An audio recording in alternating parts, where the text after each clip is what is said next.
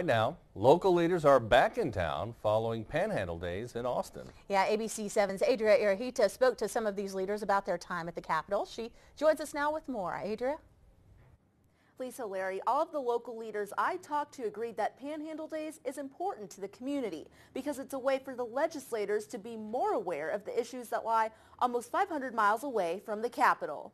The Texas legislative session happens every other year, and with that, local leaders get to travel down to the state capitol to make the voice of the Panhandle heard. Oftentimes people along the I-35 corridor, where most of the population in Texas is, get most of the attention in Austin, and so it's important that we go and say, hey, up here in the Panhandle we have issues that we want to talk to you about, and we want you to remember that we're here. Amarillo City Council member Ellen Robertson Green made the trip, and one of the issues she brought up was transportation.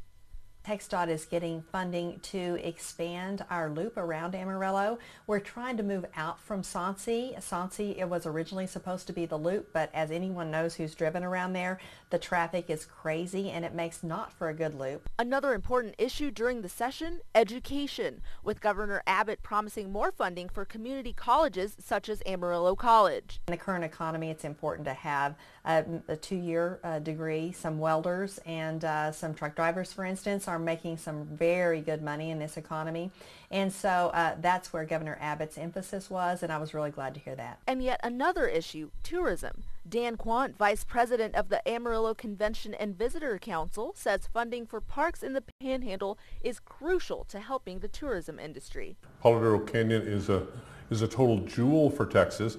It's actually rated one of the top 10 state parks in the nation, but they could constantly use additional funding. Quant also brought up the need for funding local arts programs to legislators. Some other kinds of activities that are reach out into the community or reach out into a specific need, like rehabilitating veterans. And this year's legislative session will last until June 1st. Reporting from the Kennedy Broadcast Center, Adria Arahita, ABC 7 News.